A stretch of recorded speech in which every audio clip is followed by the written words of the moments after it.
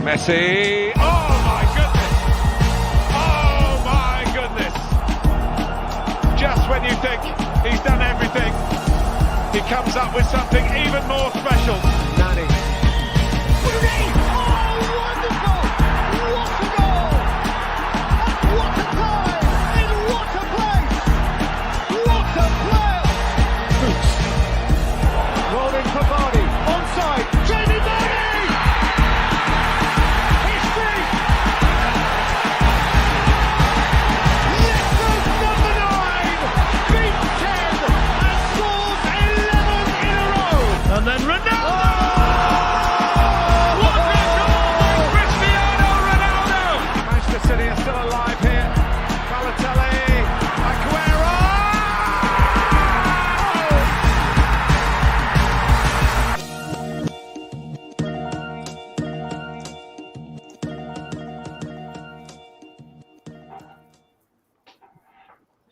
Hello and welcome everybody to the Soccer Card Collective. My name's Daniel. I'm here with Vincent and Luke. Welcome to episode 3, guys. How you guys going? Good, Dan. You? Not bad. Had a Fine.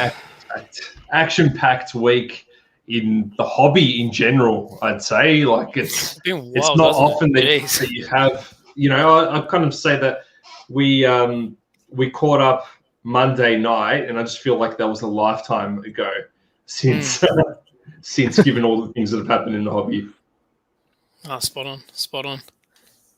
Fanatics taking over the world. Fast, But goes fast. we'll talk about that a little bit later. Let's dive straight into it. I felt like last week was a touch too long, and you know we're going to rectify that today. It's knock out the games for this week, and then we'll go straight talking into the hobby. How's that sound? Sounds good to me. Let's go. Done. So let's start with the one and only English Premier League. We've got Liverpool winning 2-0, Aston Villa 2-0 as well, Crystal Palace, Brentford 0-0, Leeds United and Everton with a tough-fought 2-2 draw. Man City absolutely wiped Norwich 5-0, Brighton 2-0 against Watford. Southampton Man United, a surprise 1-1. Wolves 0, Tottenham 1. And then for you boys, Arsenal 0, Chelsea 2. What were your thoughts this week? We'll kick it off with the Liverpool-Burnley game. That was our feature game on double coverage media, which we all got around and watched for a bit. Pretty interesting. It was interesting to see basically against what all of us thought would happen. We thought, me and I think everyone agreed with me, I thought Burnley were going to sit back a little bit, especially playing at Anfield. It's a pretty intimidating place to go. But they did really take it to Liverpool at the start. Their goal was against the run of play. Pretty crap defending, to be honest. But a beautiful cross from what's the Greek fullback's name? What's his? I've had a blank. Whatever. What is his name? Yeah. I'm Something sure, like that. Yeah. I've had a Matic? blank, I can't remember. Something like that? Yeah, but that was he was in acres of space for a beautiful cross. Tsimikas. Defender at the front post. Oh, there That's we go. it. Tsimikas. Yeah, he was in Totally acres of butchered space that for one. that cross. not like you, Vincent. Yeah. Yeah. Hey, man. Yeah. Anyone else? Yeah, I called that 2-0. Let me put that on record. I said 2-0.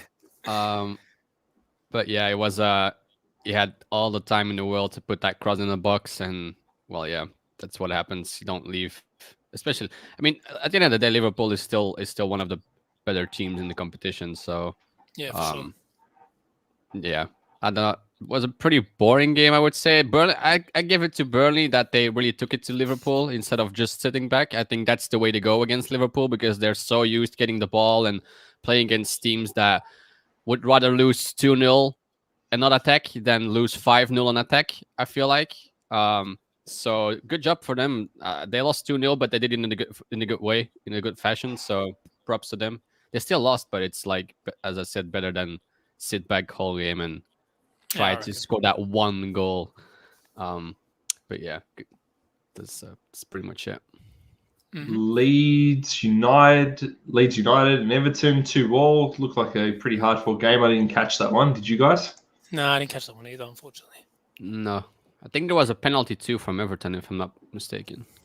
So, Man City, Jack Grealish gets on the scoreboard. He didn't know much about it, but he let everyone know about it. I think Vincent, you had this on the in the background, didn't you, when we were watching the Bundesliga game?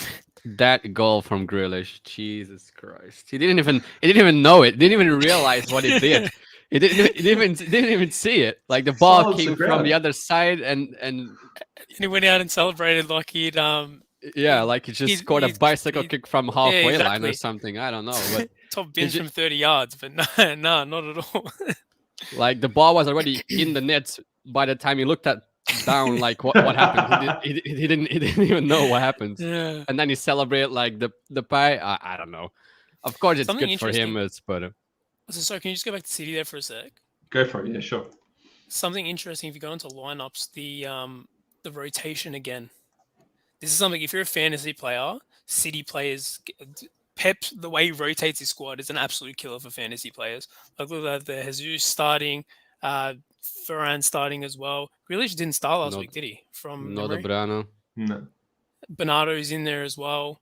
No Sterling. Sterling on the bench. Yeah, it's an absolute killer for those fantasy players. Except for that defense, like Diaz. Yeah, Diaz is probably the only one you'd really say he's going to be almost first on the team sheet. But apart from that, he's pretty smart about it now too, because he can rotate and he's actually doing it instead of just keep on using his best players, and winning 2-0 is winning too, you know. So I think he's pretty smart about it. It's not good for fantasy players, but he's pretty smart. No, that's what I was saying. Something to point out there for some fantasy players. Well, yeah. At the end of the day, Pep doesn't really care as long as he gets the wins. 5-0 exactly. It's a pretty good win. Own goal by Fred and Mr. Mason Greenwood, which I believe you're going to be talking about a little bit later. What are your thoughts on this game? The boy. I think last week was a bit of an overreaction. If you look at that game against Leeds, that was just awful defending. I think I broke it down a little bit on the stream as well. That was just awful defending. I think against a little bit of a better team, I would say Southampton is better than Leeds. Only 1-1. Martial coming back into the team, no idea where he comes from all of a sudden. Still no Rashford. How did he play? Because I only got to watch the second half. How was Martial? I don't know. I don't watch My United games. Yeah, fair enough. I only caught the second half, but good to see Greenwood get his second goal of the campaign. 2-2 good start. Yeah, 2-2. That's what you want to see from a guy whose position is in jeopardy. But again, I'm going to talk about that in a bit. And this game, Dele Alli with the penalty. Resurgent. Yeah. I didn't get to see this game. I hope he played well because it'd be good to see him get back to some sort of form that he used to and that quality used to show. Yeah. So I actually used to enjoy watching him play. I know he's Tottenham and stuff like that, but yeah, I actually used to enjoy watching him play. Yeah, me too. I actually bought some of his tops, whatever, back in the day because I really like him as a player, but just lacked confidence and in and out of the team. It's not easy. Tottenham grinding out the wins. And then the one we all want to speak about, Big Romelu Lukaku, 15th minute. That's all it took. My son is done. Yeah. I'll talk about that in a minute. Dominic. Sorry, guy. Talk about that in a minute. But yeah, here we go. First goal, first game. The guy, the boy, the beast is back. He's gonna so good. Yeah, that one sort of shut me up because I was a bit skeptical after seeing some strikers come in and not perform. I'm a bit more skeptical when new strikers come into our team now. But he showed me, didn't he? It took him 15 minutes to get on the score sheet, so that was good to see. One player I did want to highlight as well, Reece James, goal and assist there for him. Player I've been talking about for a little while now too. Great performance. From what I didn't get to watch this, unfortunately, because it was at a shitty time for work. But from what I read, he played quite well, and he was contributing to goals there too. which is good to What see. does this do? What does this do for Timo Werner's confidence if Lukaku just came straight in and scores a goal like that in 15 minutes when it's so hard for him to score a goal on an ongoing basis?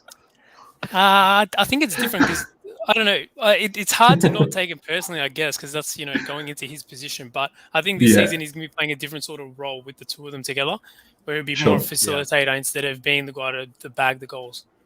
I think Werner should be glad that Lukaku came in because Lukaku cannot draw all the guys to him, which leaves more space for Werner if he actually plays because he's not even in the team now. Well, at least he didn't start, and you still have Ziyech. Did he come off the bench? I don't know. I don't think so. Dan, go down a little bit if you can. Did he? Yeah, he did. He came on, yeah. But again, it's like look at the bench. You still have Azzurro, you still have Ziyech, you still have Werner. So, and now with Lukaku being there, spots are very expensive. Like you basically have two spots. That's Mount's position, and you have Havertz's position. Mount is everyone's favorite, so he's not going to take him off, and Lukaku is there as well. So it's going to be a battle between Havertz, Werner, Ziyech. So. It's hard because Havertz has been pretty good too. Especially at the Euros, he was quite good at the Euros. I didn't mind his performances. But yeah, like look at that quality on the. Look, we were just talking about City there. Look at the quality of our bench. Like I don't know, maybe because there's a little bit of the bias. Like it's like biased, but for the wrong reason. Like I don't want to see like sort of how good it is. If that makes any sense. You're self-deprecating. That's what you got. Yeah. Yeah, maybe so. I'm not disappointed if we come second, just in case. I'm a bit disappointed that Chalobah didn't play. Yeah. Especially off the back of last week, and then last week. Give him some confidence against an Arsenal team. That would be good, but maybe it was too early. I don't know, but it's still a derby game, so it's a big occasion. Yeah. Even if Arsenal aren't that good these days, but still a big game to be playing in. Yeah, true. And we've got Captain America's done for a little while, looks like. So we've got to hold the fort while he's away.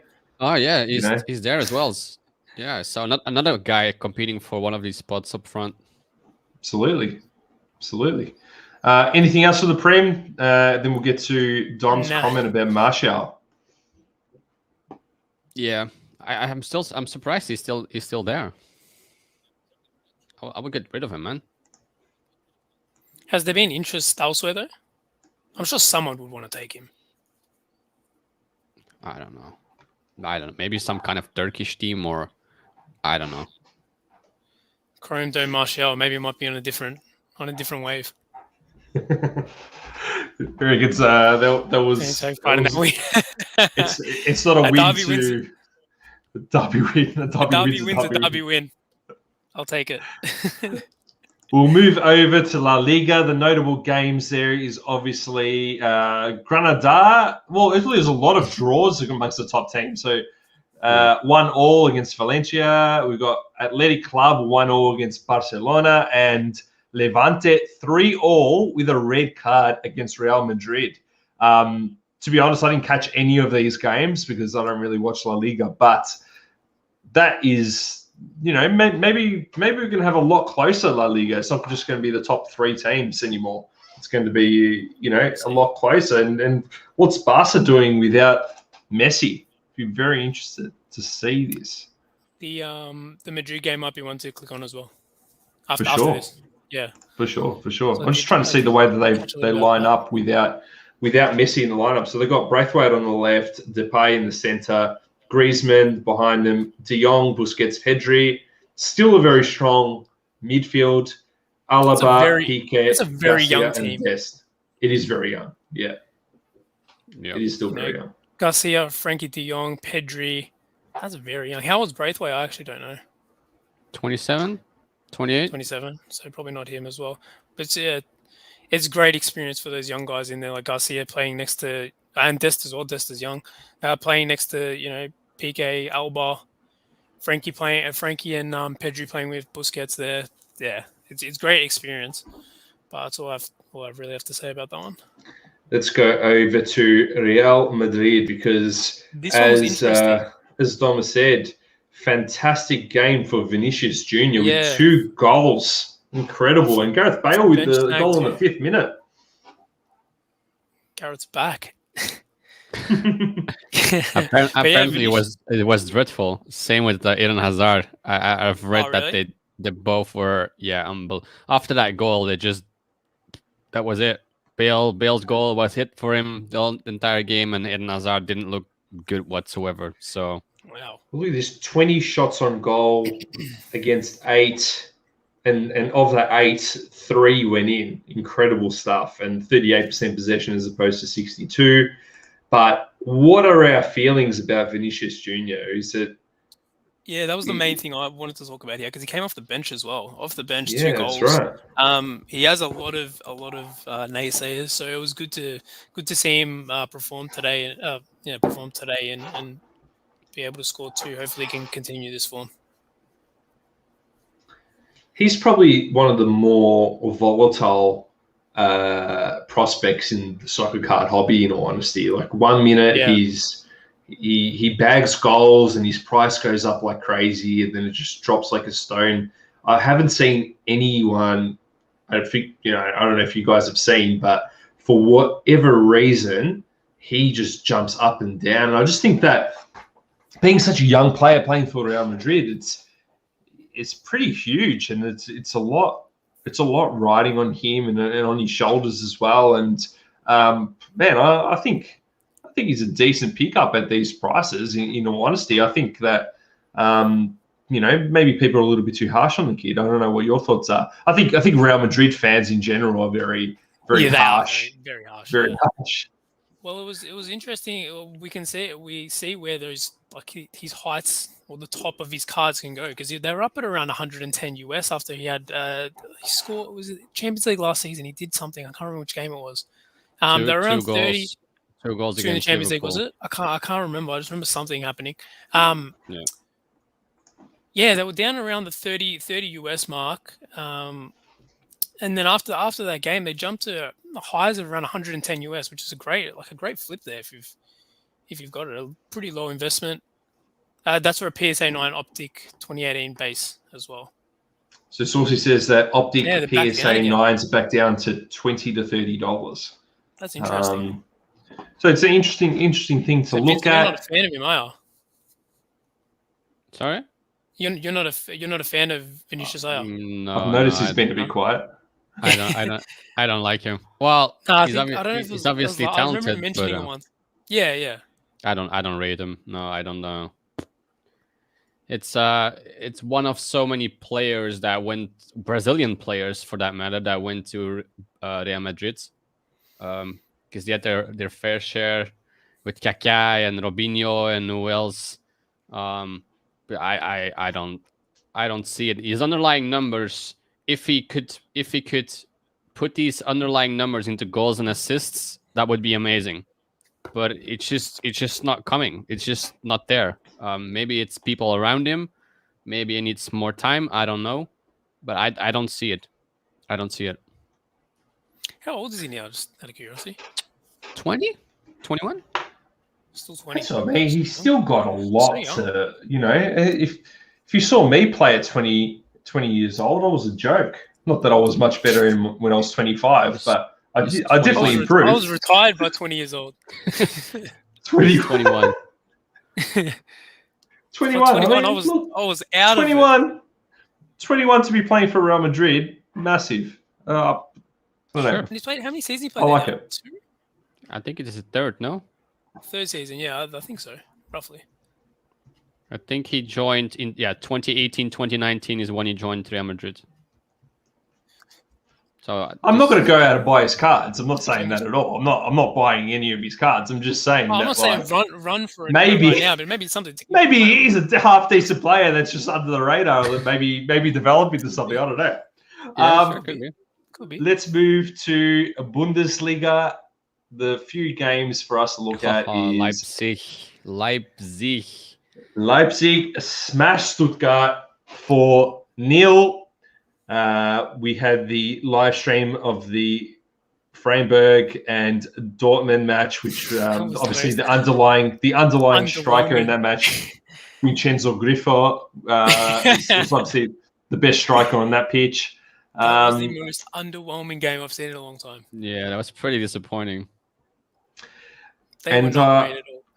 And I the was thing I want to talking- talk about is Go for it. Go for it. No, The take it. The thing I want to talk about as well is after the game, I was scrolling through, and I was then like the next morning, scrolling through Twitter and seeing people cropping Gio Reyna's stats and saying that he had such a good game. I was like, what? Did you watch the same game that I watched? Because that was not great by any Dortmund player. So I don't know how you're trying. I don't even think it was like a card account or anything. I think it was just a football account. Oh man, that was not a great game to watch. And if you're a Dortmund supporter, that was even worse. What was the stat, if you don't mind me asking? I'd love to know what they actually picked out of that game. Okay. I can't remember. It was a few though. It wasn't just like one stat. It was like, this is what he did. He's the future, or how people. Passes complete, 2 dribbles out of 2, something like that, probably. How they pump that shit up. The future is bright. Yeah. Dortmund have got another star on their hands. Like, just relax, relax. It's very interesting. I also think that the coach in that game, the coach of Dortmund just didn't change anything at all. Left Haaland had a very average game, but he also had about 5 players hanging off him, that they were climbing him like a tree the whole game. Like he didn't have any space whatsoever. It wasn't created for him. It was almost like he was on an island up there at times. It was quite interesting the way that the way that they played the football it boggled my mind. Leverkusen 4-0 against Mönchengladbach, and Bayern 3-2 got the win over Köln. That was again, I didn't see this actually. That was a 0-0 game. That was a 0-0 game at half. Really? Yeah. Look at the time. Look at the times: 50 minutes, 60, 59, 71, 62. 5 goals in the second half. Fantastic. Wow. And Lewandowski with another goal.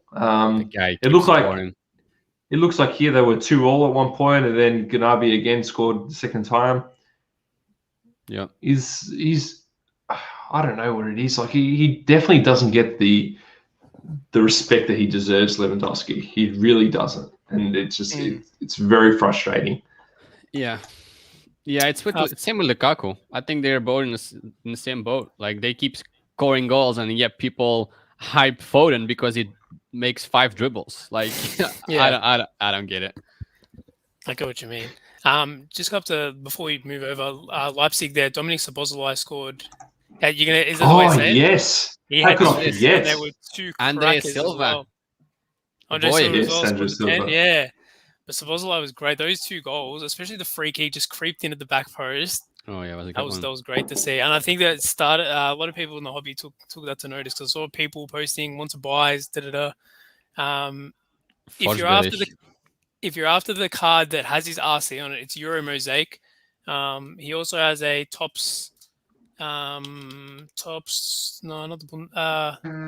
League, sorry. Tops Chrome Champions League or Sapphire, and then he's got the sticker last season as well. Which last time I checked were not very expensive. But definitely one to watch for this season. So everyone talks about that Topps Crystal of his. Yeah. And that's probably the one that's earliest of his, but yeah, it is. I couldn't bring myself to buy a Topps Crystal. Same as me, and I don't know. To be honest, I have some of the mosaics, not because there's RC, just because it's in his Hungry Kid, and I really like the set. I love Mosaic. I've said it multiple times. That's why I had that one. And from what we see in the market, like whether people sort of like it or not, the market sort of decides. And we've seen with Alan and we've seen with other players as well. What has the RC is usually the card that's most desired. Whether if you're trying to flip and make money and stuff, maybe that's where you go. Otherwise, if you're just collecting, it's sort of buy whatever you like. What do you think, Vincent? Yeah, I would still go for the sticker. Yeah, I agree. I think at this point we already know that a lot of players have stuff without an RC logo, and it's the sticker. Look at Mbappe, look at Haaland with his it's from the same set, I believe. So RC is just an easy way for people to get rid of their cards or to advertise it as, oh, it's his rookie, and it's easy to understand. and it's good for people that are just entering the market or joining the hobby. But people who are in this for a longer period of time, they don't. I feel like they don't care if there's an RC on it, because they will sell it to people that also know that it doesn't need an RC logo to be valuable. But yeah, I mean, as Luki said, RC logos definitely help for flipping to people that maybe don't know too much about it. Yeah. It's like you're saying there, going forward, it'll make it easier. Yeah. Haaland is Especially if they start to get it right as well. Yeah, that's the main thing. That's why I think RC logos don't really matter, because at this point, everyone is making fun out of Topps putting RC logos on every single card they produce. And just people are openly talking about how many RC logos should not be on cards. So the more the market gets educated, the more people realize that RC logos isn't everything, I think. Yeah. PSG 4-2 over Brest. I love saying that name, by the way. Let's just say it again.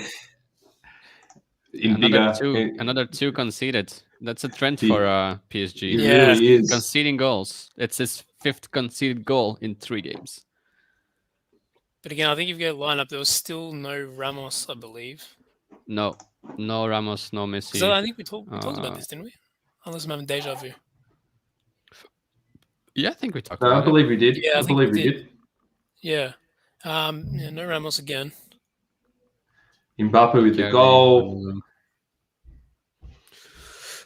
Verratti, Ronaldo, Diallo, Keder, Hakimi. They definitely needed Ramos in this centre back pairing.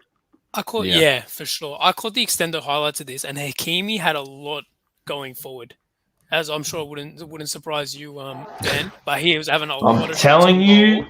A lot of shots on goal.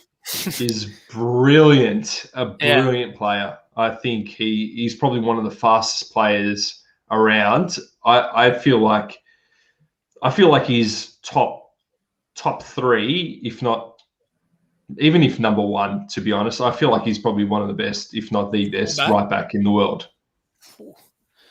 Tell me who else. Alexander-Arnold's been out for a long time, and now I don't even know. I still don't rate him.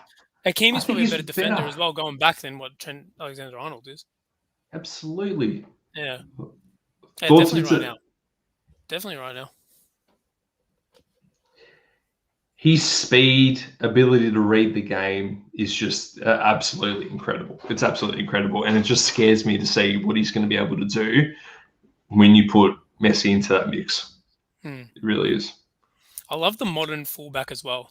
The way they attack and get down the line. I see with Reece. That's why I like Reece James so much. Like Reece James as well, Hakimi. Just that the modern day fullback is just so good to watch. It's becoming such an important position on the field. Whereas right backs, maybe in the past weren't as important as other positions, but now I feel like right backs can. If you have a good right back, can change a game, change the whole way you play. I respect it so much because I played right back in my last few seasons, and man, the way that they play them these days is just you have to be super, super fit, and I was not.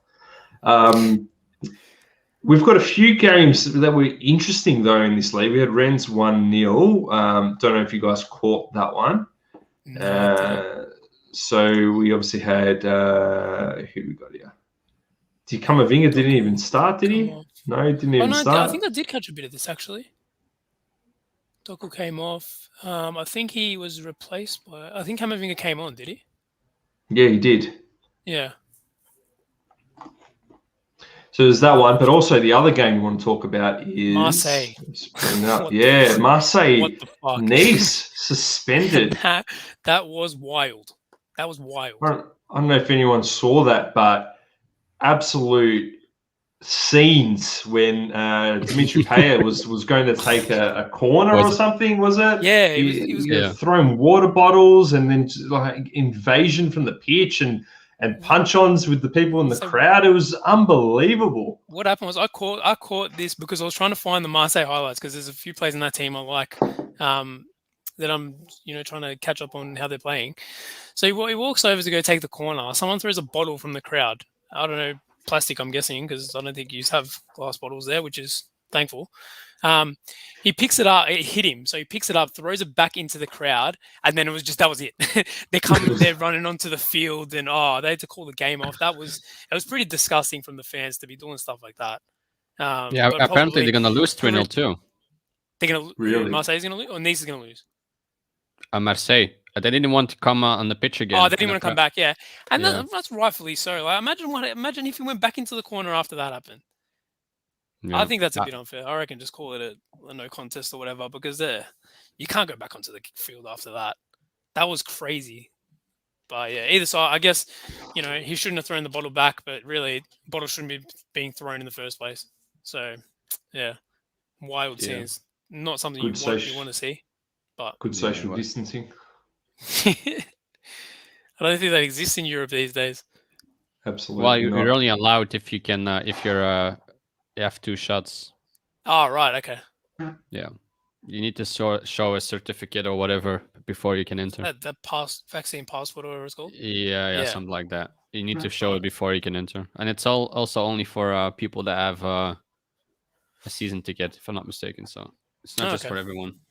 Yeah. At least that's the thing in Belgium. Yeah. Then we have Serie A with Inter Milan 4-0 over Genoa, keeping the steam train rolling, even though they've had a few departures. Sassuolo with an interesting match over Verona. We obviously had Raspadori, which is Vincent's man, get on the score sheet. Lazio 3-1 over Empoli. Atalanta-Torino, which was a very interesting game as well. They scored in the 93rd minute, Atalanta over Torino. Juventus-Udinese, which we'll just skip through because, we want to talk about my frustration. I'll tell you about that. Bologna, and obviously now we've got a few red cards to talk about. Bologna over Salernitana, I believe that's how you say their name, 3-2. Roma, 2 red cards in this game, including my boy Zaniolo, 3-1 over Fiorentina. Napoli. Oh, Too man, yellow. what didn't he Too do? yellow, right? It's too yellow. I didn't see it. Was it 2 yellows? Okay. Brain farts. And then Napoli over Venezia. We'll start with Inter Genoa. We had 2 goals from debutants. So we had Dzeko and Çalhanoğlu score in that game. With all their outs this year, this was probably a game to really watch, and they absolutely smashed Genoa. And I feel like, yes, they did lose a lot, but their pickups have been really good. They were able to hold on to Lautaro Martinez as well, who didn't start. So that, look, they've still got a really good defense, a really good goalkeeper. Brozovic, Barella, Çalhanoğlu is an upgrade in the midfield as well. Darmian, Perisic are okay. Probably the weakest part of their pitch, probably the wing backs. And Dzeko's a really good striker. I really feel like Sensi is going to be very important. Obviously, Lautaro Martinez as well. Did you guys catch this game at all? What were your thoughts? I saw the goals, but I've completely forgotten what happened, to be honest, because it was very early on Sunday morning. So I've forgotten what happened. They smashed it. Absolutely smashed it. And Vidal played very, very important part in that game as well. I did see because I was reading an article later, and someone posed the question: are they looking better? I know it's the first game of the season, stuff like that, but are they looking better without these players? And who's like the players that have come in? I don't know. It's a big call. I want to get your opinion on it. Look, it's definitely a downgrade. I mean, Dzeko's a poor man's Lukaku, and Damian's no Hakimi. You know what I mean? Like it's definitely a downgrade, but it's going to be interesting. Is it as bad as what people think? Is probably a better way to put the question. Yeah, I definitely don't think so, but it's going to come down to injuries. I mean, like Dzeko sometimes gets injuries a fair bit, so it'll come down to that. Are they going to win the league? You were nice when you said poor man's Lukaku. I would have said he's poor man's Giroud. He's been giving us much respect. Jesus. He's been doing all right in Serie A, actually. He's been doing okay. Dzeko. I like what somebody replaced Lukaku's jersey. They took out the first few words and replaced the Dzeko, and it was actually quite interesting. Atalanta's going to be a fantastic team this season. Sassuolo was really good, and one of my players, not Raspadori, because I'll leave that with Vincent, but another striker on that side as well. Sassuolo's and Atalanta teams to watch for me, and a fantastic, absolute belter from Luis Muriel in their game over Torino. Let's talk about the Juventus game because actually, you know what? We'll talk about the Juventus game afterwards. Napoli-Venezia is where we want to go. Go for it. Go for it, Luke. So good to see Insigne still hanging around, which is good to see. I didn't want to see him go because he's the king of Napoli, arguably. Not arguably. I think he's the current day king of Napoli. He had 2 penalties in this game. Stepped up for the first one, skied it. So I was lucky he could keep his nerve for the second one to bury that. The Osman red card is something that I was a bit. I thought it was a questionable. It was from the angle that I saw. It just looks like he's turned around and shoved the defender. I don't know if there's going to be another angle that comes out and it looks like a lot worse than what I saw. But I think that was soft. I don't know. Like me and Dan were talking about just before we started, how there was a lot of referee involvement in this game. Could that have something to do with this? But yeah, hopefully it's because it was a straight red. It's usually 2, so hopefully it's only 1, because then he's going to miss the Juventus game as well, which would be a massive blow. Massive blow.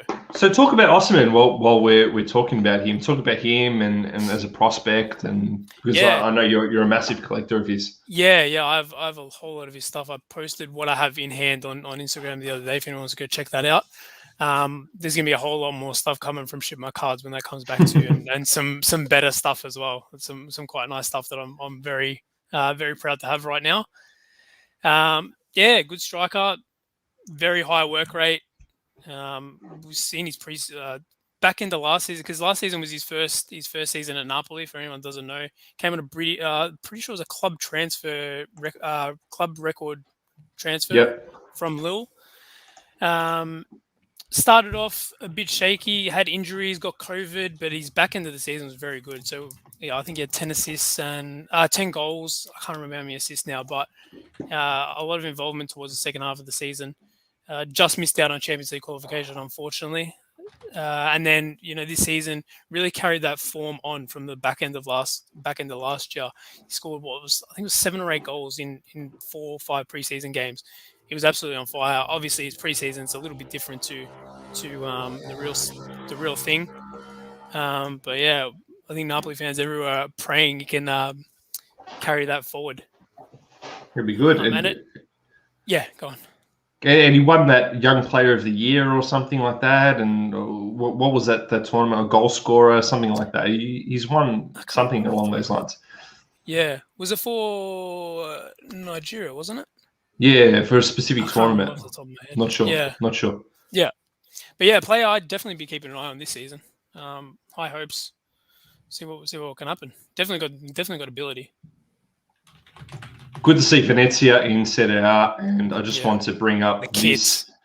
Yeah. Take a look at that, because it's unbelievable. The kit's good as well, but but like amazing kid. Anyway, just moving on so I don't look like an absolute creep. I did watch a fair bit of the Juventus game 2-2, a bit of a false start by Juventus.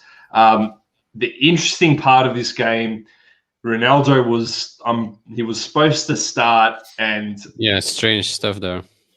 Almost a last-minute withdrawal, and I don't usually believe this stuff, but I did see that what's his name, the transfer guy, Fabrizio Romano came out and actually confirmed that he was the one that elected to not play. Like he said he didn't want to start. Now Allegri has since dispelled those rumors, but it's hard to ignore. And especially with all of the transfer rumors around about Ronaldo and what he's going to do, and the offers from PSG potentially beforehand. I'm 50-50 feeling it's getting a little bit toxic at the moment. That's no good. Yeah, it's strange to hear Ronaldo say that he doesn't want to start. Like he would play with a broken leg, and now he doesn't want to start for Juventus. It's strange. And also, yeah, they've all been like saying no, there's nothing, and as long as I'm here, I'm a Juventus player, and I will do whatever. And then the coach comes out and says the same thing, and then he's on the bench. He doesn't want to play, and then it's still nothing. I don't know. At the end of the day, you never know for sure, because if you're not Fabrizio Romano, you only hear it when it's out there. So it's, unless you're in that locker room or you're involved in that team, you know more. But it's just strange to see. He scored a goal in the last minute or so of that game, which was called back for offside by a fraction of margins. And the way he celebrated that goal was crazy. Took his top off, nuts. Went absolutely crazy. So that almost makes me believe that there were just rumors. But look, at the end of the day, if he doesn't want to be there as a Juventus fan, I feel like it's probably better for him to leave. I feel like our team just isn't, 2-0 up, for them to come back to draw 2-2. It's just not good enough. Our game management isn't good enough. Our midfield is terrible. Like, we started with Bernardeschi, Aaron Ramsey, Bentancur, and Cuadrado. Now, I know that we have Locatelli and McKennie to still come back, but that's no midfield that's going to really strike fear in anybody. The front three could be amazing, and Dybala's coming into this season like a firecracker, and I absolutely love him. And he gets no love in the hobby, he gets no love anywhere. But being a Juventus fan, he's fantastic, and he's got the armband this season, so he's great. Great in that respect. We have a really good centre back pairing in Bonucci and De Ligt. Our wing backs are pretty average, but so this team, in terms of, like, you've got Dybala, Ronaldo, and Chiesa up forward. That's a front three pairing that anyone in the world would have, outside of maybe PSG. But outside of that, the team's not strong enough to really challenge the Champions League. And I think that is probably playing with Ronaldo in some respects, that we haven't really surrounded him with talent. And I feel like maybe we might be better off without him, given the COVID situation in Serie A and his wages being over 35 million. It doesn't seem like a good marriage that it used to be, if that sort of makes sense. Yeah, I agree. Cool. Maybe we'll see him at Chelsea. Who knows? All right. Next up, we're going to move into players we're looking at the moment. I'll start with you, Vincent, because you've got a few for us. Let's go. Yes, I talked about one of them last week. It was my featured player, or whatever you want to call it. Charles Ketelare. You guys love these pronunciations, so there you go. I love to hear it. It sounds so exotic. King Charles right there. So yeah, he scored 3 goals and gave 2 assists in 5 games now. He's involved in 45% of the total goal production for Club Brugge. Club Brugge is one of the better teams in Belgium, so that's pretty huge. Now, I did some more research because I talked about him last time out. He actually grown 30 centimeters, 13 in 1 year, so he lost a lot of his speed, but he made up for it in different ways. So he transformed in some kind of Kevin De Bruyne, Iniesta kind of player, not because he's that talented, but more of his vision, like reading of the game, all off-ball movement. Like, he does a lot of stuff before the ball even reaches him, and that's something you want to have as a coach, because he can make players just disappear and run places they shouldn't be running as a defender. So it's pretty good. Johan Cruyff actually had a term for it. I can try to pronounce it, but it basically comes down to if you're not like a Lukaku, if you don't have that physicality, you want to learn to read the game better than people can defend. So that's what he's doing. He creates space. He's available basically every single minute of the game. Like, he demands the ball. He runs into spaces. He creates spaces. He's super annoying to play against, because Club Brugge is that dominant team, and he's just creating spaces for a dominant team. So his class is if he keeps putting these numbers up, I don't think Club Brugge can hold him next season. but yeah, it's still early. Like he can drop off like a ton of bricks too. Not Has in that. Oh, sorry. Go ahead.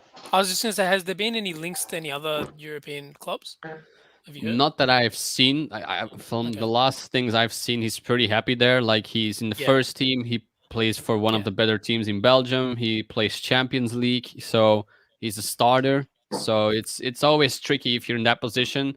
Of Yeah, course, exactly. if you can up your game and you can go like a Lokonga, he went from Anderlecht to starting for Arsenal in the second game. He's there against Chelsea, so Mm. he can go pretty fast. But yeah, I don't know. I think he's more than happy to stay there for another year or 2 years, Yeah, um, fair enough. learn from players, and then just move on. Yep. Now from that same game, we don't have he doesn't have a card yet. He's 19 years old. His name is Stevo Percen. He was from the Club Brugge Academy. Then he was sold to Inter Milan. So he made a huge jump from Club to Inter. He played, let me see, 51 games there for the under-19s. So that's a lot for a guy that goes from Club Brugge to Inter. Because most of the time you see them in these lower competitions. They play 5-6 games and then come back. He actually played 51. He scored 3 goals, gave 8 assists. He also played 11 games in the Champions League for the under-19s. So he's a guy that plays, he starts for Inter. That's pretty huge. Now, Club Brugge got him back on loan this season with an option to buy. So that's pretty interesting. And he scored an absolute screamer in that 3-2 win against Beerschot. So he came in and he just scored a screamer. So it's pretty interesting. Now, the thing I like about him is he's a typical winger. He has a lot of speed and he keeps on running. He has like 5 lungs. So he's the guy that will go up and down all the time. So I really like him. He's still young too, 19. I don't even think he has a sticker. So interesting. It's very interesting interesting. Just a comment on the Inter Primavera side, which is their youth side, is one of the best in Italy, but if not the best. They've produced some fantastic young talents. A lot of talents that have ended up going to other teams in Italy as well, like Zaniolo went out, and they absolutely kill it. So knowing that he played that many games for the youth team says a lot, in all honesty. It's great. Yeah. And he's basically an attempt to replace Diatta, who left. Diatta was a very good stuff. And your last two. So I got another one. Yeah, I talked about him already, Mason Greenwood. Now, some people, I don't think a lot of people understand why he's so good or why he deserves a lot more respect. In his four seasons at Manchester United, his XG is now -7.5, which means he scores 7.5 more goals than an average player would in the same position under the same circumstances. So he's only 19. He's only 19 too, and his XG is off the charts. Like, he's so clinical at finishing. He's left-footed. He's right-footed. He can do it all. So that's, I think, yeah, people don't understand how good he is. Last season he played 52 games, scored 12 goals, 6 assists, and I expect a lot more from him this season. But as I talked about before, now with bringing in Sancho, and then not really sure what's happening with Martial, Cavani re-signed, how this is going to line up, because Sancho can play from the left or the right. But if Rashford comes back, you have to drop someone. You're not gonna drop Bruno Fernandes in the middle. So are you gonna play Rashford on the left, Greenwood up top? What's happening to Martial and Cavani then? So he's one of these guys that's can be like being left out of the squad because of that Sancho signing. Now I would play him up top. I don't know. I just love the kid. I would just let him play and develop. But yeah, he's a bit of a question mark for me. I was going to say, just to chime in there, I was going to say that front three of Sancho, Rashford, and Greenwood now might seem a little bit young, but if you give that another few seasons, that could be scary. Real scary. That could be nasty. Yeah, true.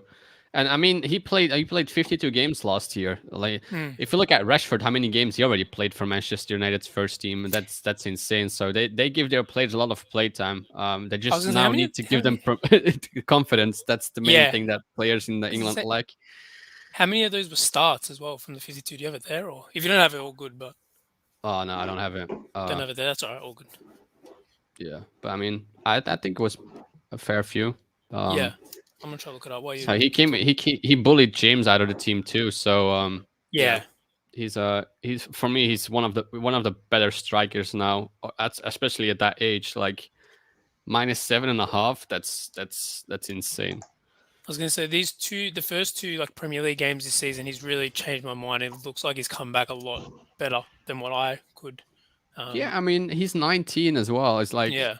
last season with the English national team, and then everything what happened with his best friend or one of his friends committing suicide. It's not easy. Like people sometimes forget they're still kids as well. It's not like they're of robots. course. They come on the pitch and they switch things off. Like they're still Yeah. people with emotions and feelings. Yeah, of course. So yeah, I really like Greenwood. I think he can be an amazing player. He already is, but Good stuff. And the reason why I didn't talk about the Roma game before is because I wanted to leave it to now. You wanted to speak about Mr. Tammy Abraham, who Tammy. had a absolute cracker of a game in his first start for Roma under Jose Mourinho. He had 2 assists and he rattled the crossbar as well. It was absolutely dynamic all game. It was brilliant to see him involved. It was great. yeah, I hated to see him go from Chelsea, man. But I mean, looking at the lineup we have right now, I mean, I would obviously take Lukaku over Tammy.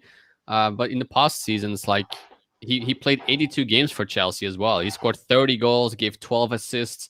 But the end of last season, he kind of started struggling, like with injuries, being included in the team, not playing, not even being included in the selection. So it was heartbreaking to see how he basically dropped off a cliff there.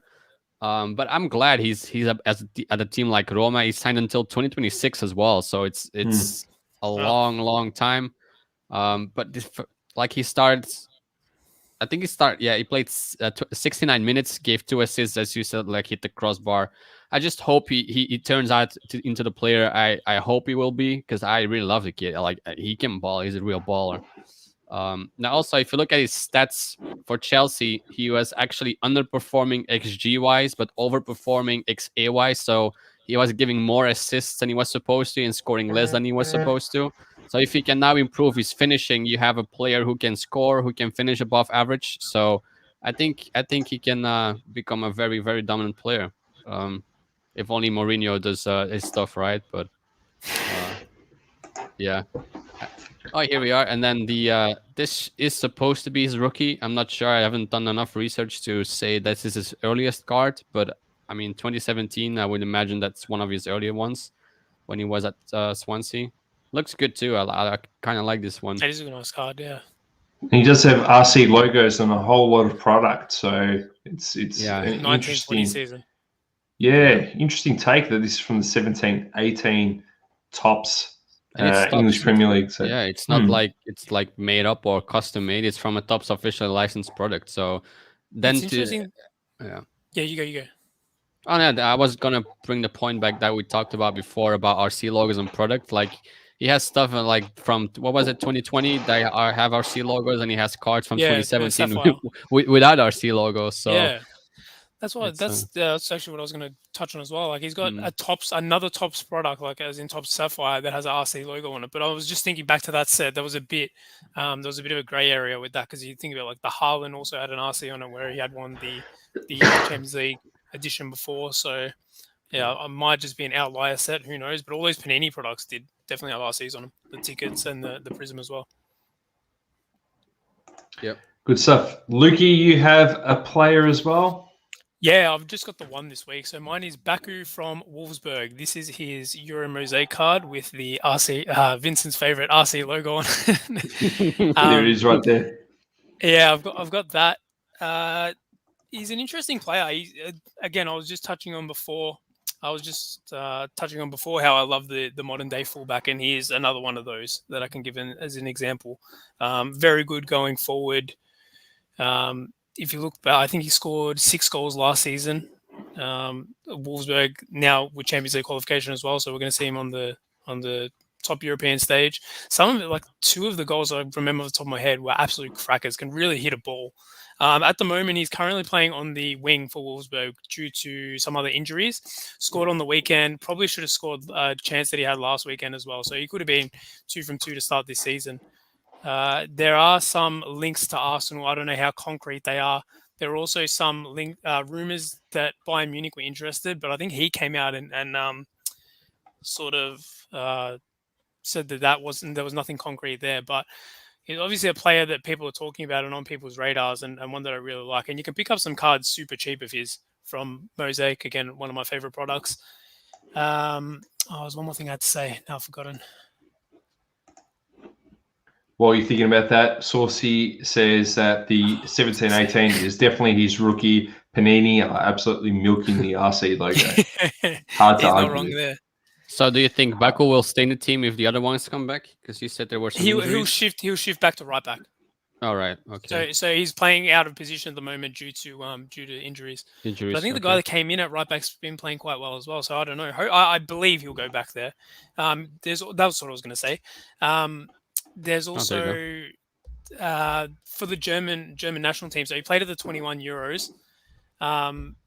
But I also heard, I can't remember who said it, because Joachim Löw is not going to be the manager going forward, is he? Klinsmann. Yeah, I can't remember who said if it was Joachim Löw. He did come up in a few articles that I read about the German team and possibly the next right back to come into the German team. So he's definitely got something there. I think, That's huge. Yeah, exactly. So he's definitely a player that I think is a bit under the radar at the moment. And yeah, I have quite a few of his cards already. No pump and dump here. Like, I genuinely like him as a player.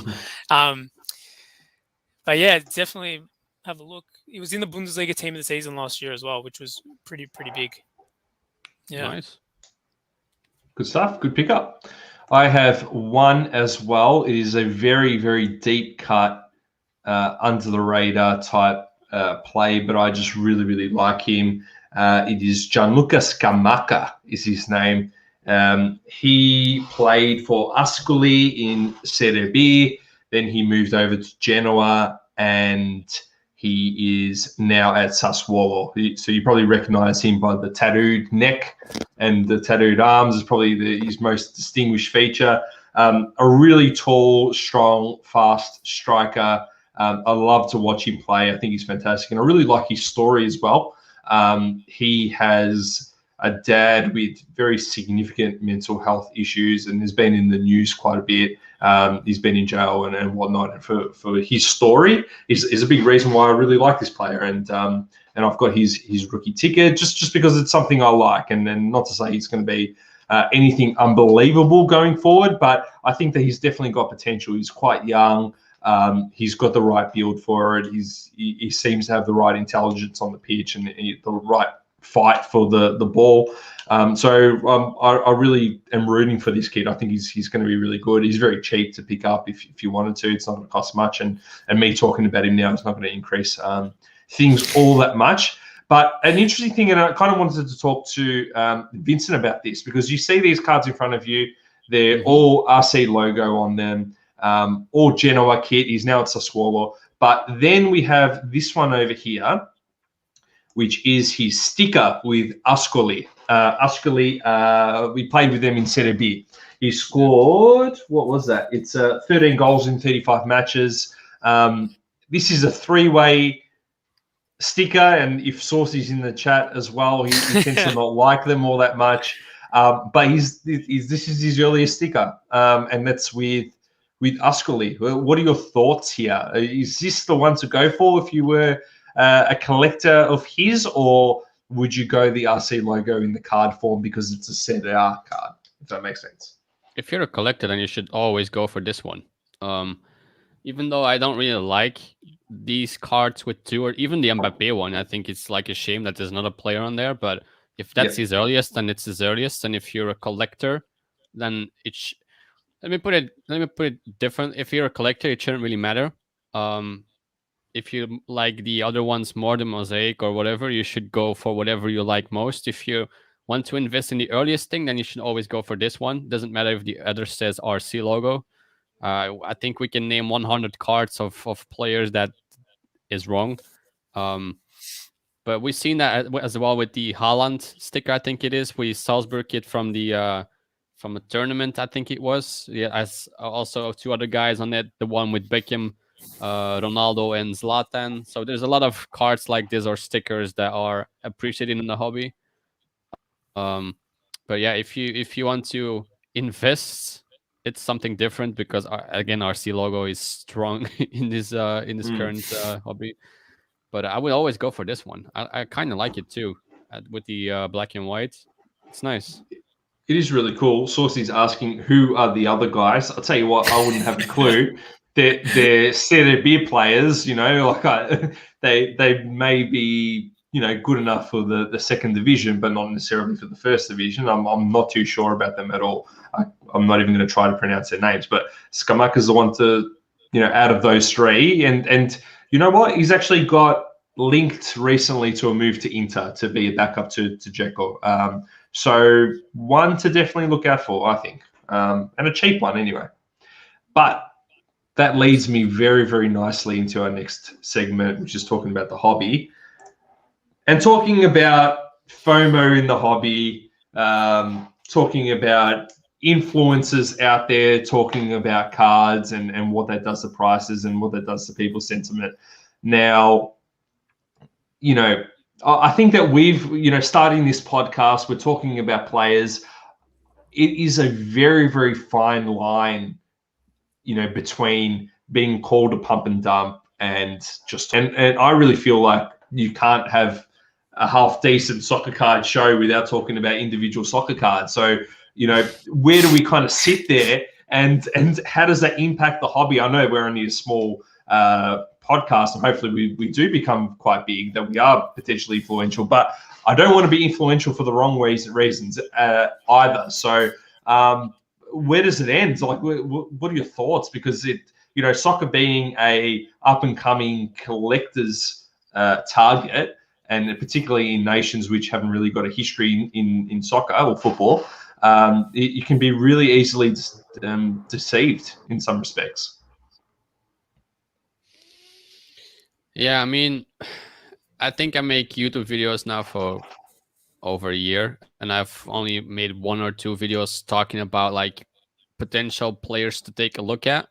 I think these videos are like 10 minutes, and I try to explain 9 minutes long why you should maybe look at the guy, because it's, as you said, it's a super fine line between saying I like this guy and here are the reasons, or you should invest in this guy. I mean, you have a lot of people out there that say I don't give financial advice and then start talking 40, 50, 30 minutes about why you should invest in the player. Maybe that's not the right way to do it. But as it's super hard because there's always people that will open eBay as you're talking and start buying cards and stickers of that player because they hear he scores 50 goals in 60 games and that's enough for people to go and buy players.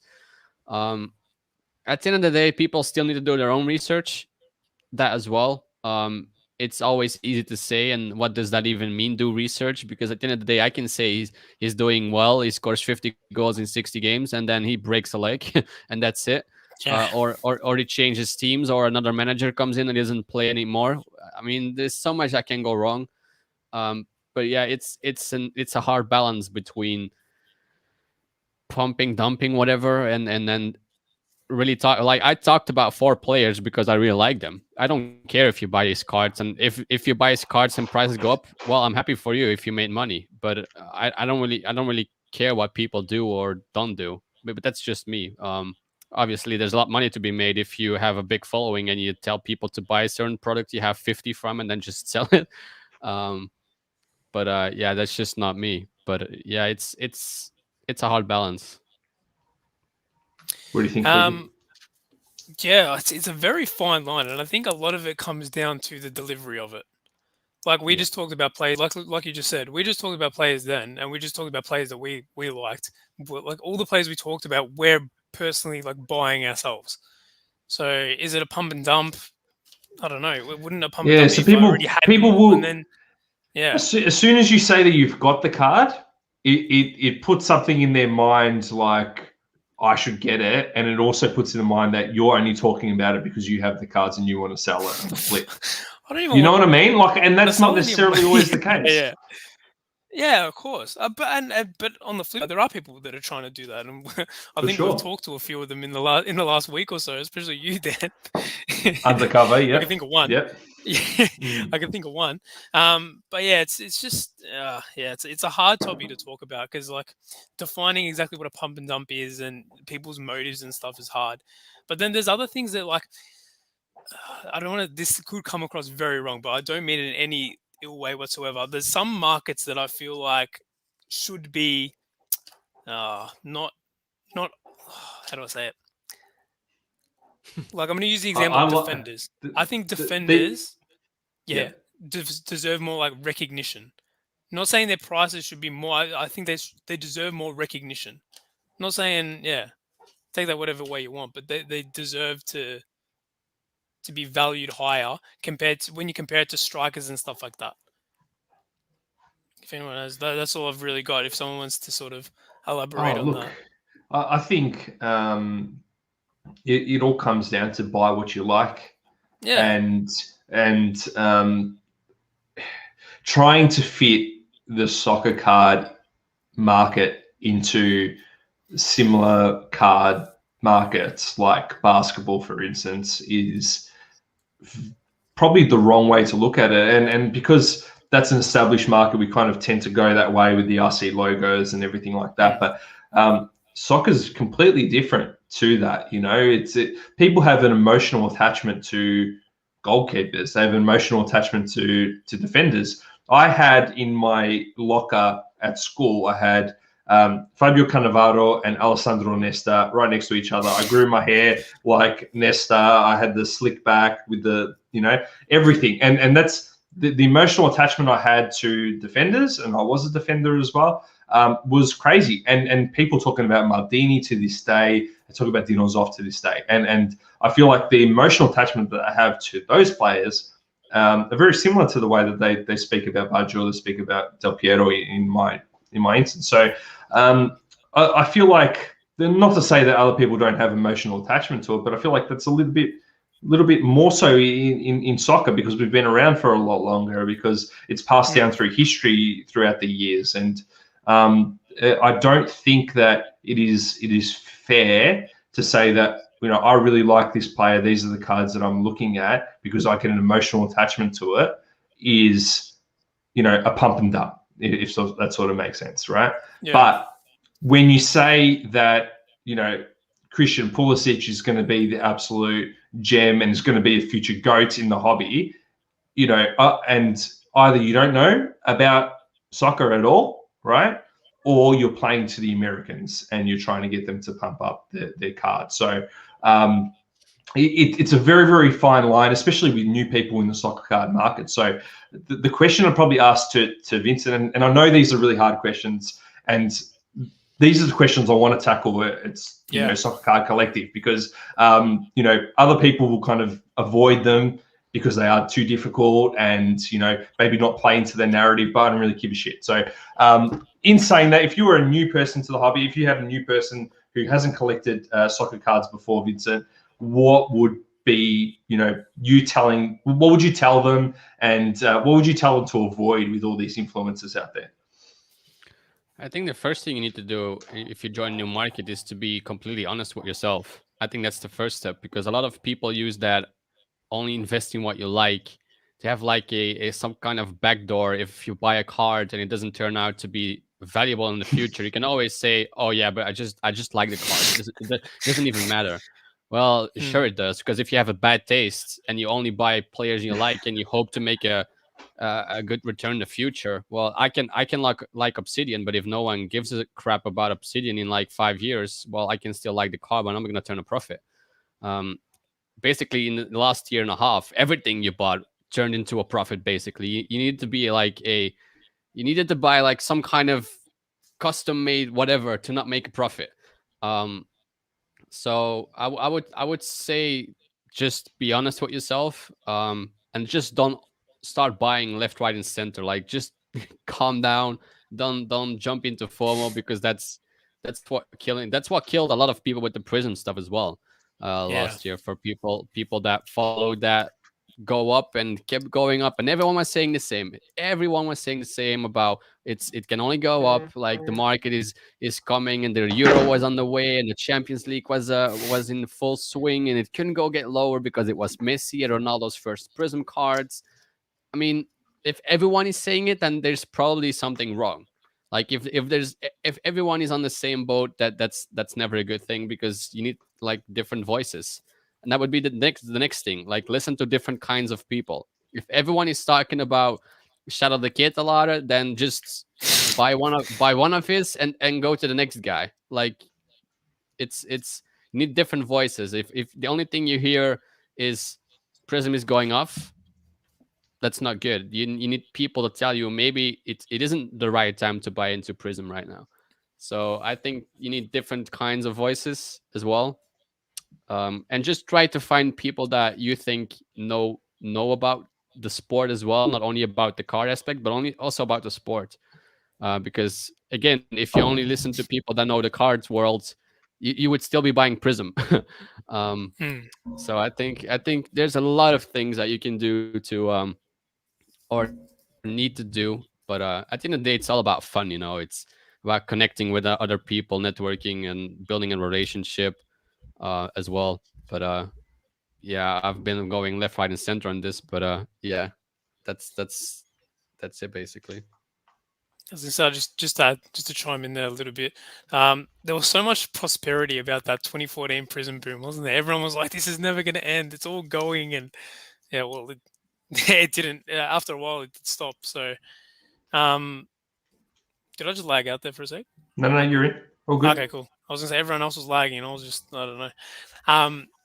Another thing I just wanted to add as well is after we'll probably see it a bit more for new people like just starting out. You'll probably see it a bit more when Champions League comes around and there's more eyes on what's happening. The time to buy a player, then right at that second, that when they have a big game. Like we saw it with the most recent example I can think of is Doku. After he had that game for Belgium where he killed it at the Euros, his top scoring refractors were, $5-10 US. Got up to around, I don't know, because Saucy tells me all the time about it. He always talks about it. They got up to around $40 US after that game. And it's like, if you're buying them at $40 US, they're all the way back down at 10 now, or 10 or 15. So that's one thing I wanted to just put out there, because it's something I try and employ as much as I can. Just think like that mindset, like this isn't the last opportunity to buy this player. Like there will always be dips and better times. And there's definitely, like off topic, but it's definitely something I'm thinking about with F1. Just to ease my mind a little bit. Me too. I'm right there with you with F1. So many times I've been to push the buy button. Oh, same, don't worry. Had to take a deep breath. You brought up a fantastic point, and one that we've talked about. You guys have talked about it on Crunch Time as well. Always have your card listed, right? And we talk about it in investment markets as well. You got to look at your entry point. And you got to think, how much does this card run up by? And then how much is it going to run up by if you're looking at in the short-term flip? So if a player has performed really, really well and done its run and you're buying then, you got to think like, okay, you've bought there. What is going to take that card to the next level? Are you going to be holding it for a long, long time, hoping for a transfer potentially? Is another game where he's going to score goal going to double this card in value after the entry point that you've got? Or is it more likely, like Luke said, that some weeks are going to go past where he's going to have some average games and he's going to drop back down? So you just got to really, really think about that. And it's not hard to talk about, let's say, talk about Lukaku just after he scored a goal for Chelsea, saying we should invest in. It's the easiest thing to do, right? It's harder to bring up the player that I can't even pronounce, which was Vincent's player from Club Brugge, King Charles, because the player is a player that is coming up, is very low value, that doesn't cost a lot to get into. If you lose, you don't lose huge, but if you win big. And I think that you really need to think about your entry point. And if you really like a player, you need to consider what the long-term prospects are, and you need to really think about, especially when you've got Haaland cards, that he's got the ability to become one of the greatest players in the world. He's got the ability to win Ballon d'Ors, but he's got just as easy ability, like Vincent said, to cop a knee injury and never be the same player ever again. So, you know, buy what you like, yes, but you can very much like, you know, players that you pretty much shouldn't be investing in, like you said. But just think about your entry. I always say, think about your entry point and why are you buying each card. This is your money at the end of the day. Like, you've worked hard for it. Exactly. Have a good think about it. You know, have a really good think about it. That's my opinion, anyway. Yeah, point of entry is huge. I think it's one of the more important things, because then the point of exit doesn't really matter. If you buy in at $5 and the market goes up, it crashes back down, and now the market is at 100. Well, you still make a profit, a huge profit. But if you buy at 75, well, that's a whole different story. Then the point of exit is very important, and you have to try to time the market, and timing the market is super. It's super hard. Like, people lost a lot of money trying to, like, they waited for the same with the Prism. They waited at 1,000, they waited at 2,000, they saw it go for 3,000. Well, now let's buy in at 4,000. Point of exit there, it needs to keep going and going and going. At what point does it stop? And then it dropped back down. Like, and the point that the peak is also like 1, 2, or 3 sales always, and then it comes back down. Like, the peak sale is sometimes just one sale. If you're that lucky guy, good on you. But it's almost impossible to time the market. That's why if you buy in early, well, you can just sit on them, and if they go to 300 and you do not sell, and they go back to 100 and you buy it at 5, well, you still make a huge profit. But yeah, that's why point of entry is super important, man. It's becoming harder as well, because you have no idea which set can become next. Is it Prism again? Is it maybe Tops? Maybe there's not even a set out there that's the next. So it's super hard, but it makes it also interesting. But I feel like timing the market as well is so much harder for us being overseas. Like, if you're in the States, it's a little bit easier because it comes direct to your house. Like, say it takes 3 days and then you can send it out, you know, that's 3 days delay. Whereas for us, like, we buy the cards, say it takes 3 days, then it gets to ship my cards. Then it takes another 2 days. That's already to get into your inventory. Then you request a shipment, say the next day, it's already, you know, 6 days since you bought this card. And this is pretty quick as well. And then, you know, it doesn't get here for another week. And, you know, before you know it, you bought that card 3 weeks ago, and you've basically done all your steps straight away. So yeah, that's even harder. It's a risky game to play. Yeah, exactly. It reminds me of I see sometimes people say, yeah, I bought this one for 100 2 days ago and it's now at 250. Well, it's not even at your house at that point. So sure, it's at 250, but by the time you have it and sell it again, it's back to 100. So yeah, exactly. like, it's nice to say on Instagram, like, you bought it for 100 and 2 days later it's 250, but you don't even have the card yet. So yeah, exactly. It's always funny to see, but it's not profit until you make the sale. Yeah, it's potential profit, but at the end of the day, like, it can even go missing in the mail as well, and you make zero. And you make zero. Some guy you might be making, you know, $100 off the sale, but some guy USPS is making $200 off the sale. He's got your $200 card and he paid nothing for it. Yeah, exactly. True. Yeah. That's why NFTs are the way. It can't go anywhere. There you go. Circle back to NFTs. No, it's very interesting, and you know, the FOMO, and you mentioned the Prism set, like that Prism release, EPL Prism, is one that got so much hype beforehand, and I just looked at the cards and I looked at the rookies coming out and just thought, like, what am I buying it for? Well, what's the reason why I'm buying these boxes for? Is it for this year's Prism? Yeah. Like, what am I buying for? Am I buying for Mendy? Am I buying it for Billy Gilmore's rookie card? Are you serious? Like, what am I looking for here? The price went up and then just dropped down so quickly, and we saw the same with the Mosaic set. Mosaic, to a lesser extent, I think that's maybe an underrated play, but we'll talk about that a little bit later, and Lukey knows about that.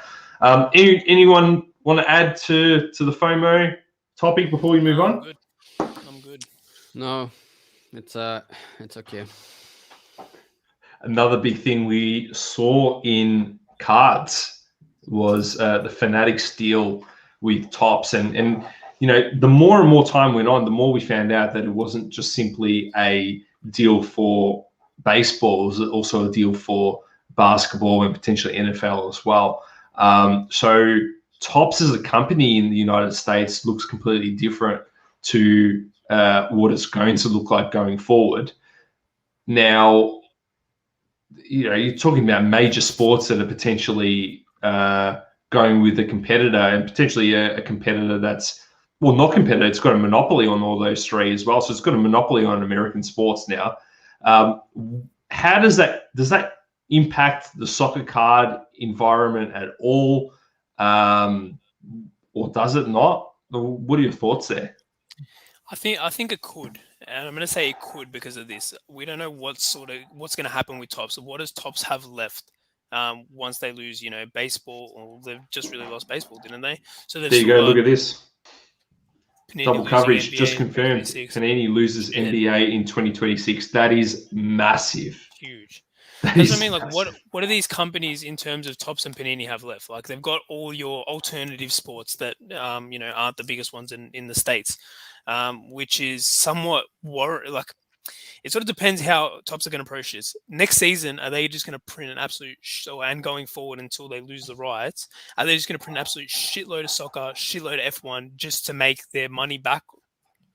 Because think about it, they're not in this business for secondary market value. They don't give a shit about once they sell their box at, you know, $200, $300. They don't give a shit if it drops at $10 after you buy it. After that, that's a little bit worrying.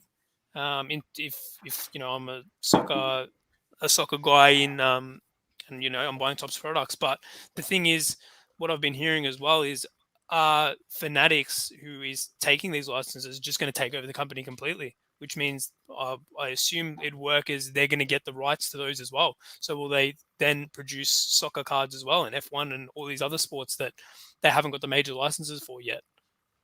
That'll be an interesting play too. I don't know. It's sort of just wait and see, I guess. But I'll be very, very worried if they just start printing shitloads of products. It's it. To be honest, I have no idea where this is all going, man. It's crazy. Like, all of a sudden, Tops and Panini are not Tops and Panini anymore. Yeah, the whole landscape's going to change. I don't know, man. I had to look it up, even what the Fanatics was. I had no idea who they were in the space. And yeah, I'm afraid that Luki is right. Like, if you're Tops and Panini now, you're just gonna print whatever you can print before your time runs out.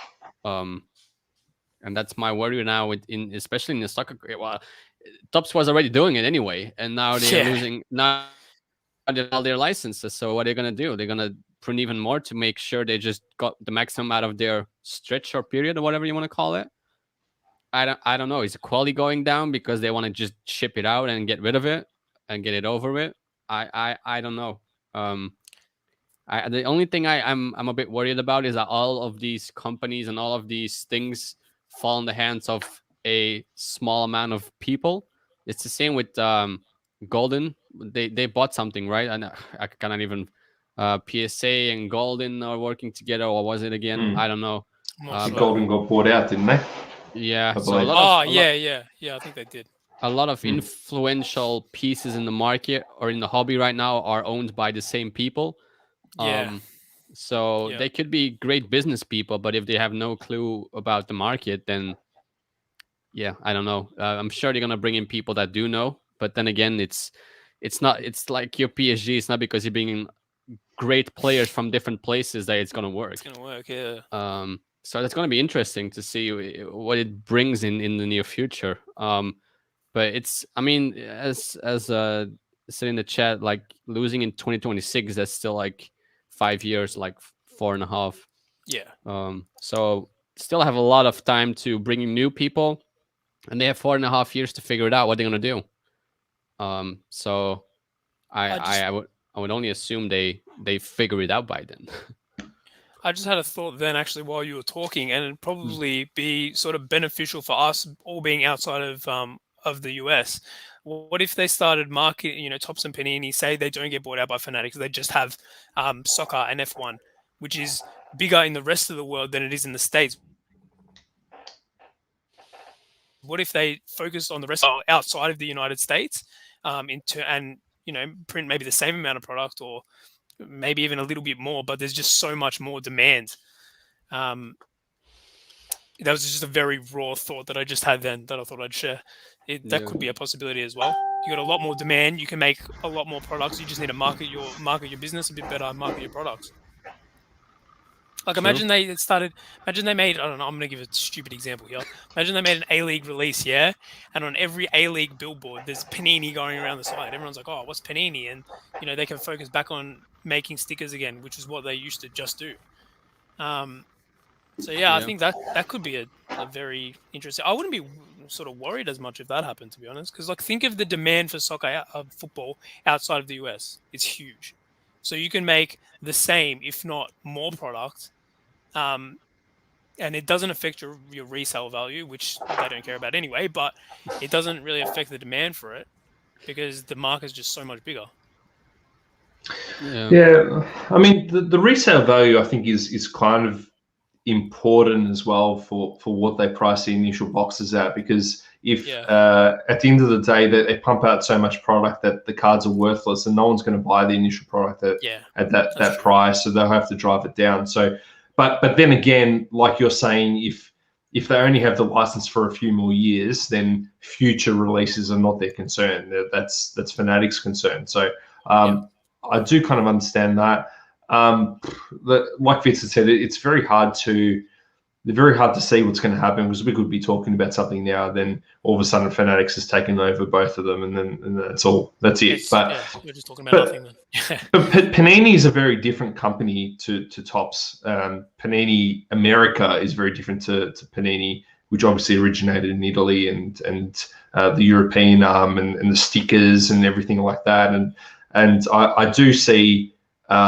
Obviously Panini America could potentially dissolve into the dust, right, and just get taken over for their merchandising. But potentially the European arm could, like you said, focus inward and focus on soccer a little bit more, and it might end up being a good thing. Maybe they look at trying to market their business, because now they're not looking at what it looks like in the American market and carry that over to soccer. Maybe they look at something that's unique to soccer in some respects and unique to F1 as well. So that's what I hope for. Yeah. I don't think, like Vincent said, I like taking points from both of you guys, because monopolies are not good in any market, whether it's a share market or anything like that. It gives people the opportunity, or companies the opportunity, to drive up prices dramatically, because at the end of the day, what are you going to do? Go to another company? You don't have an option. So it's, I like what they're doing. They're getting the players, associations involved, so you get more money to the players. That was probably their best move that they could have made, because I think their biggest threat is individual releases that players are signing with companies, and they might rectify that by doing what they're doing. But on the flip side, it's, competition is very good always, and it kind of keeps these companies in check, keeps prices in check, keeps quality in check to the consumer. And from what I've heard so far, Fanatics is a great company, but at the end of the day, they're a company, and then they've got to make money. Yeah, it'd be interesting to see what happens. It's sort of just a waiting game, I guess. Yeah, it's hard to prepare for it, because you have no idea what's coming. Do you go out and just spend thousands of dollars on the last Panini release because it's going to be worth that, or is they going to print so much of it that it's worth nothing? So, it'll be interesting to see. It'll be interesting to see for sure. Good stuff. All right, we'll finish it off with what you guys are looking at in soccer cards at the moment. We'll start with you, Luke. What really am I looking at? Euro Mosaic still. Like every week, it's weird, yeah? Like sometimes I'll be like, you know what, this week I'm going to buy maybe basketball singles of, some player. And then by the end of the week, I'm somehow looking back at Euro Mosaic again. I just don't know why this happens. Like every week's the same thing. It's just something I'm looking at. The prices, the retail stuff's super affordable. Like the resale on it's like just over what they're charging in retail, like 22, 23 for a blaster. Megas are just over $40. Those retail boxes, I think they're 70 or 80. I think they sold for 60, I believe. So they're a little bit up. But even hobby, like hobby's so cheap. You can pick up hobby under 200 US now. H2, which Dan made a good point during the week. There's a guaranteed auto in that, which means the H2 prices are a bit closer to what the normal hobby is, which is interesting. I think those are around the 130 mark ish, something like that. Yeah, roughly. US. Yeah, it's a product I really like. Like as soon as they said they were making Mosaic for Serie A, La Liga, and Euro, I was so excited. Like I talked about it on Crunch Time and everything. I've picked up a lot of singles of players that I like. Some low numbered stuff that was very, very affordable. Yeah, it's just a product I really like, and that's what I've been looking at. Good stuff, Vincent.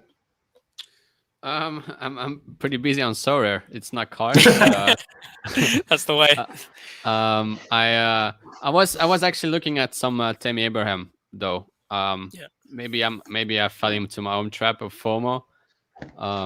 But his cards are still very affordable, and I like the player anyway, so I don't really care if it goes up or down.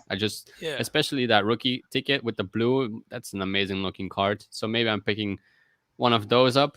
That was basically it. I'm not really buying. I was looking at some tickets as well. I was able to find the tickets of the first game of this season, I think, of Dortmund, where Haaland, scored, was it 2 or 3 goals? What was it?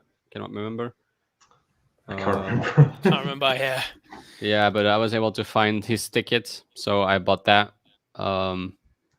That's basically it. Tickets are cool. I rate it. Something different. Yeah, it was also super hard to find because there was apparently something wrong with the entry tickets, so they had to print new ones, and a lot of people lost their original tickets. So it was super hard to come by as well.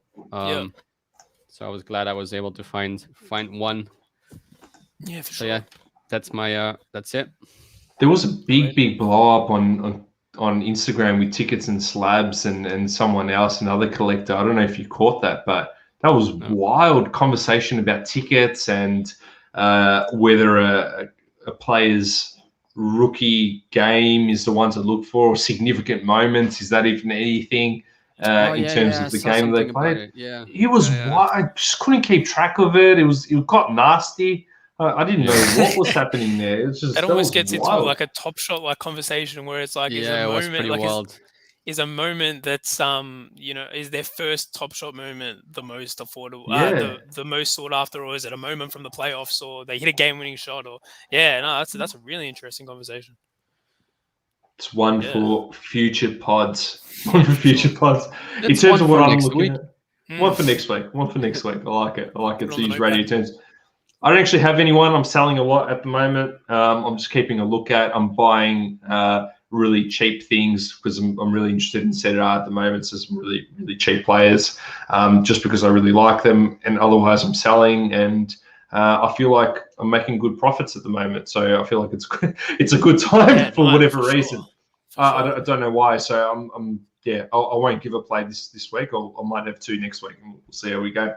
There we go. So before we finish up, do you just want to get this comment up from Pedro about the Fanatics? Oh, yes, I did see that. Just before we finish up.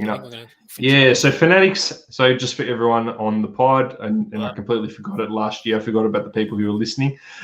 Fanatics has great autographs, jerseys, and balls. I think auto cards are going to go up a lot in pop when they take over. Interesting, because a lot of people were buying up autos. Oh, shit, okay. Yeah. So I missed that last bit. I thought he was just going to say like they do. Oh shit! Fuck, that's not good. But then again, if you think about it in soccer, do they start getting more on-card autos and on-card sort of stuff for that? Because it's something we don't see in soccer basically at all at the moment. Very, very hard to find an on-card auto. There's a golden auction with an on-card auto with Messi on it at the moment, which really? I'm keeping track on. Looks really good. But yeah, I talked about nobility I think in week 1. I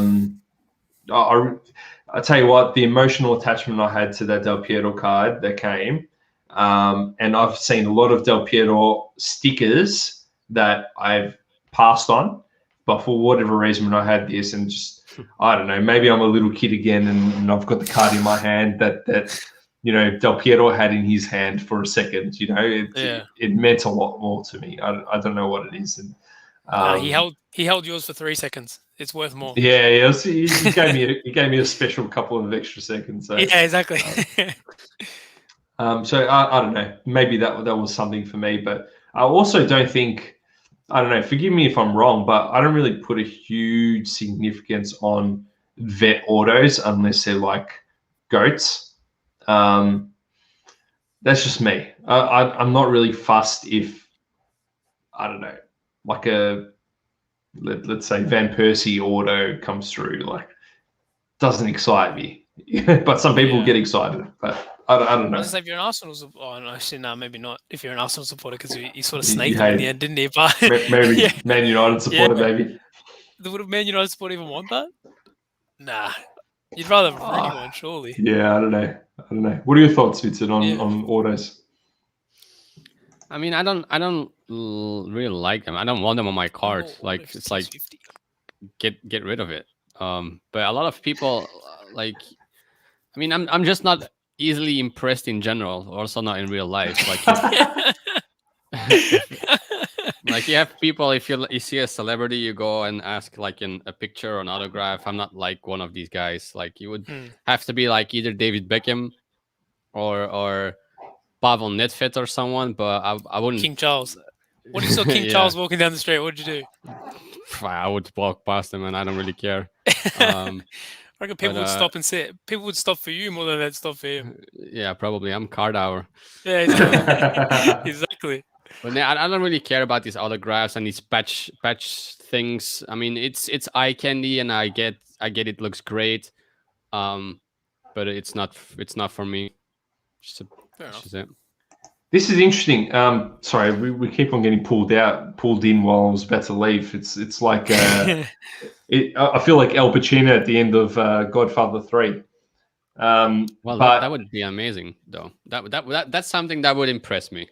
Jerseys with significance, not just a random training shirt, whatever they wore 2 seconds and then throw away. It's like if it was from a game he scored like a winning hat-trick or something, that would be nice. Futera do this. So Futera have a patch, and at the back of the card it says this is a patch from game whatever by Carlos. I actually had one in my hand just recently. Carlos Puyol game in the qualifier for whatever. That seems, that's probably a step above match worn. It's significant. Good stuff, guys. Another great episode of Soccer Card Collective. We'll catch you guys next week. If you want to see us, we're on the Double Coverage Network. You can see us on YouTube and in pod form. Catch you next week. Peace. Thank you for tuning in to another episode of Soccer Card Collective on the Double Coverage Media Network. If you haven't already, subscribe to our YouTube channel and hit that bell icon to know when we go live. Also, feel free to leave a review on the Apple Podcasting app. Thanks for tuning in. Till next time. Peace.